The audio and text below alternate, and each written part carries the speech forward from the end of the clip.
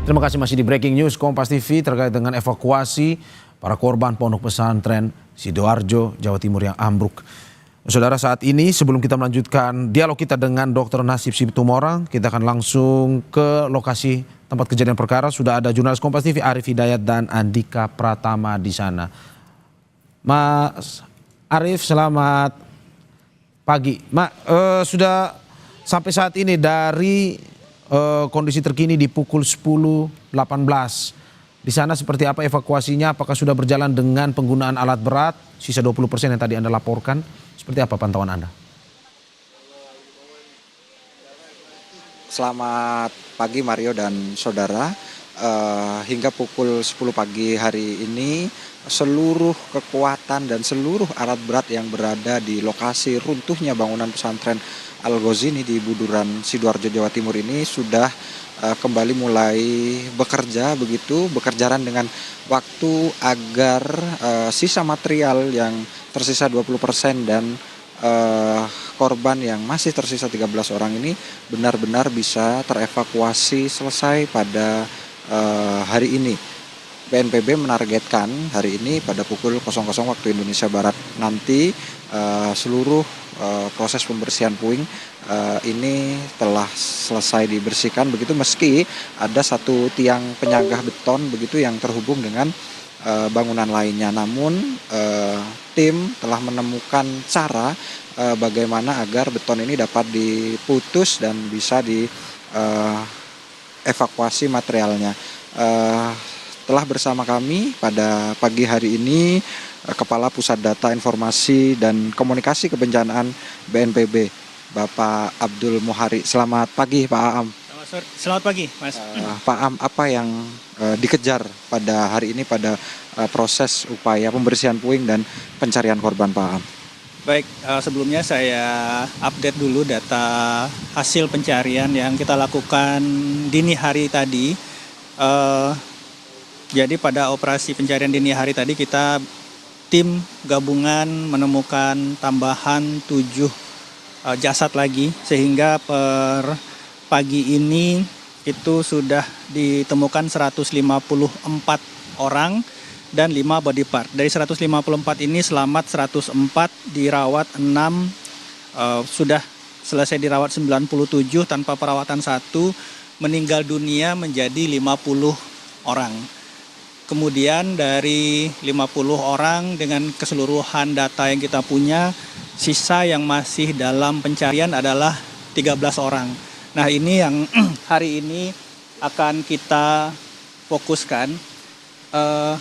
Kemarin dini hari tadi yang sisa yang 7 kita temukan itu ada di daerah sini. Jadi begitu puing-puing reruntuhan kita angkat, jenazah bisa ditemukan. Nah, ini adalah segmen terakhir yang hari ini akan kita bersihkan. Kenapa baru hari ini? Karena segmen ini di sebelah kiri itu masih menempel, masih ada ikatan beton dengan bangunan di sebelahnya. Sehingga ini harus kita potong dulu.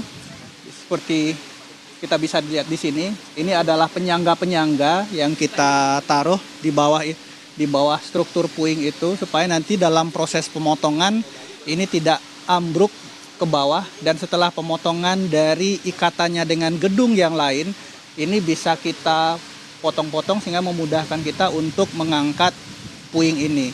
Kenapa baru hari ini kita kerjakan? Karena ini harus dibersihkan dulu supaya alat berat ini mempunyai ruang untuk bermanuver. Artinya dalam pengangkatan ini nantinya tidak mengganggu proses pengerjaan di sisi sebelahnya. Sisi ini sudah selesai hari ini, sekarang keseluruhan alat berat bisa kita fokuskan. Saat ini sedang dalam proses penghitungan untuk pemotongan ikatannya dengan gedung yang lain. Sehingga begitu ini selesai, puing kita angkat, kita yakini bahwa sisa 13 korban itu berada di bawah gedung ini.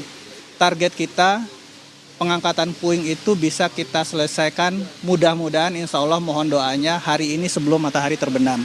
Sehingga kita harapkan nanti keseluruhan dari catatan korban yang masih dalam pencarian itu bisa kita temukan dan operasi pencarian bisa kita selesaikan.